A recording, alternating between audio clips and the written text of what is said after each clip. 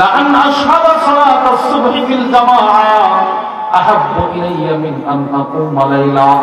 ও সুলাইমানের মা শোনো, আমি ওমরের কাছে সারা রাত দাঁড়ায় তাহাজ্জুদ পড়ার চাইতে ফজরের নামাজ জামাতের সাথে পড়ার দাম বেশি। সুবহানাল্লাহ বলেন, সারা রাত দাঁড়ায় তাহাজ্জুদের দাম বেশি না ফজরের? বলেন ফজরের। কিসের? আবার বলেন কিসের? ফজরের দাম বেশি। 3 নম্বরে এই দৃষ্টান্ত থেকে আপনারা কি বুঝলেন? সাহাবাদের যুগে ফজরের গুরুত্ব ছিল না? বলে না কথা, ছিল না? ছিল। 3 নম্বর দৃষ্টান্ত, নবীজির একজন সাহাবী ছিলেন, নাম তার হারেসা। বলেন কি নাম? হারেসা।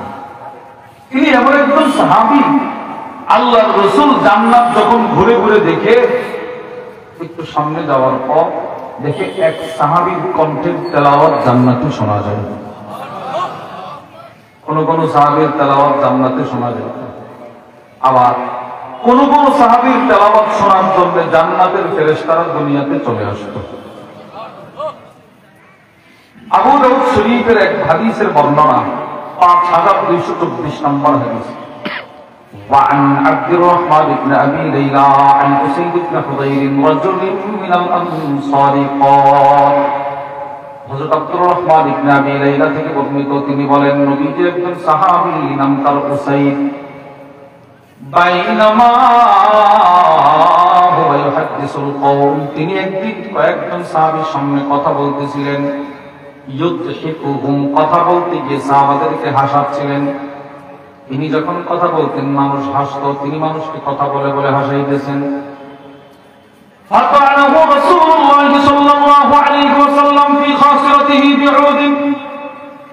আল্লাহর নবীর সাহাবী যে মাত্র অন্য মানুষকে হাসাইতেছেন, নবীজি পিছন দিক থেকে আয়েশা এই সাহাবীর কোমরে, নবীর হাতে একটা লাঠি ছিল, সেই লাঠি দিয়ে একটা খোঁচা দিলেন।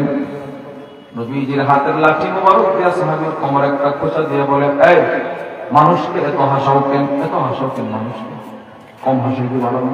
এটা বলছে।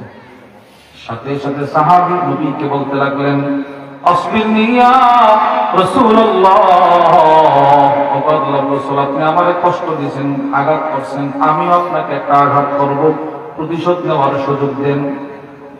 সাথে সাথে আল্লাহর রাসূল নিজের লাঠিটা সাহাবীর হাতে দিয়ে দিলেন, দিয়ে বললেন, আমি তোমার কোমরে আঘাত করছি, তুমিও আমার কোমরে একটা আঘাত করে প্রতিশোধ নিয়ে নাও। এবার সাহাবী নবীজির হাত থেকে লাঠিটা নিয়ে নবীজির সামনে চলে আসলো। ফাহতাবানাহু, আয়েশা লাঠিটা ছেড়ে দিয়ে আল্লাহর রাসূলকে জড়ায় ধরলেন। সুবহানাল্লাহ বলেন। নবীকে জড়িয়ে ধরলেন। ওয়া জাআলা ইউকাব্বিলু কাশফাহু, আল্লাহ রাসূলের হাতের নিচ দিয়া, বগলের নিচ দিয়া নিজের মাথাটা ঢোকায়া নবীজির কবর মোবারকে একের পর এক চুমা দেওয়া শুরু করে দিলেন। চুমা খেয়েছে, চুমা খেতেছে, চুমা খেতেছে। রাসূল বলে, ছাড়ো, তুমি না আমারে আঘাত করবো, চুমা দাও। সাহাবী বলে, না, আমি আপনাকে চুমা দিতেছি। কেন? আরাদতু হাযা ইয়া রাসূলুল্লাহ, আপনাকে চুমা দিয়া আমি আমার পরকালের পথটা সহজ করে দিলাম। আপনাকে চুমা দিয়ে আমি আমার ঠোঁটের দাম বাড়াইলাম, আপনাকে চুমা দিয়ে আমি আমার পরকালের পথ সহজ করলাম। এই সাহাবী উসাইদ ইবনে হুদাইর, যার দুইটা ঠোঁট নবীজির কোমরে লেগেছে, এই সাহাবী যখন আল্লাহর কোরআন তিলাওয়াত করতেন, উসাইদ ইবনে হুদাইরের ব্যাপারে বুখারীর বর্ণনায় আসছে, আন্না উসাইদ ইবনে হুদাইর লাম্মা ক্বারা সূরাতুল কাহফ, এই সাহাবী যখন সূরাতুল কাহফ তিলাওয়াত করতেন, তানাজ্জালাতিল মালাইকাতু লিসামাইহা, তার তেলাওয়াত শোনার জন্য আকাশের ফেরেশতারা দলে দলে তার ঘরের সামনে চলে আসতো। সুবহানাল্লাহ। তাইলে কোন কোন সাহাবীর তেলাওয়াত শোনার জন্য ফেরেশতারা চলে আসে, আর কোন কোন সাহাবীর তেলাওয়াত শোনার জন্য, কোন কোন সাহাবীর তেলাওয়াত জান্নাতে ফেরেশতারা বসে বসে শুনে। সুবহানাল্লাহ। এই যার তেলাওয়াত জান্নাতে শোনা গেছে, ওনার নাম হারেসা। নবীজি আসছে, আয়েশা বলে, সাহাবারা, আমি জান্নাতে একজনের তেলাওয়াত শুনছি। সাহাবারা বলে, ইয়া রাসূলুল্লাহ, সে কে? আল্লাহর রাসূল বলে, আখুকুম হারেসা, তোমাদের ভাই হারেসা ইবনে নুমান।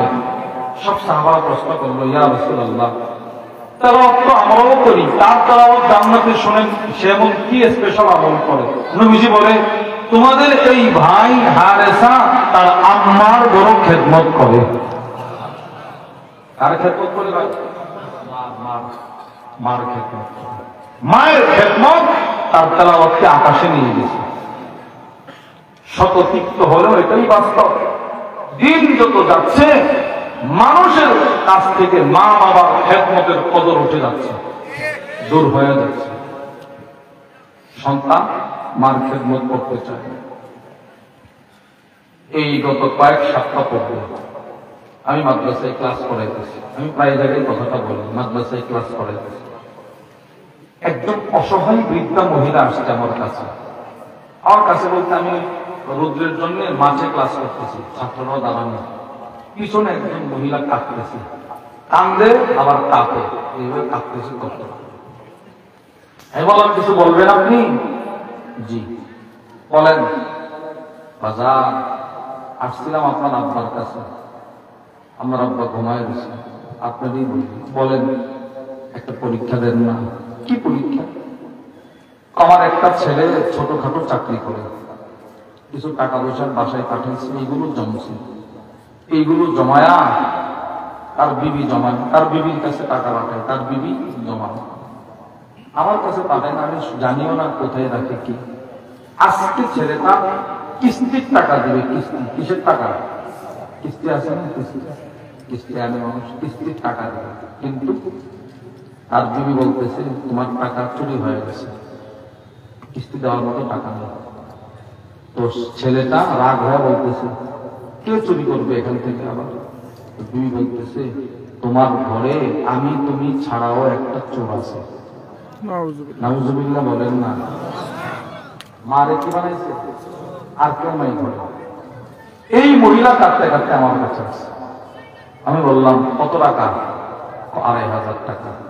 আপনি বলেন, ২৫০০ টাকার জন্য মারে চোর বানাইছে। আপনি আপনার মাকে, আমি আমার মাকে যদি ২৫০০ কোটি টাকাও মারে দিয়ে দেন, এরপরেও কি মায়ের ঋণ পরিশোধ হবে? মারে চোর বানাইছে, মা নাকি টাকা চোর করছে। হুজ্জাতুল ইসলাম ইমাম গাযালী রাহিমাহুল্লাহর একটা বক্তব্য আমি যখন আদর করি তখন কোথায় যেন পড়ছিলাম, যে তিনি বলছিলেন, মা সবসময় সন্তানদের পেটে নিয়ে কষ্ট করে।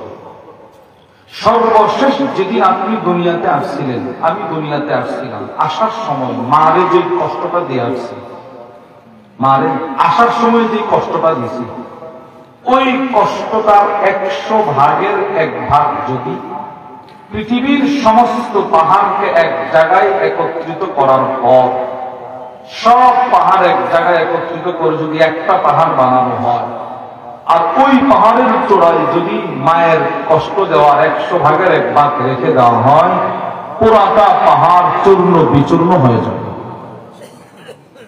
এই পরিমাণ কষ্ট আপনি দিচ্ছেন, আমি দিচ্ছি, আজকে ওই মারে চোর বানাইছে।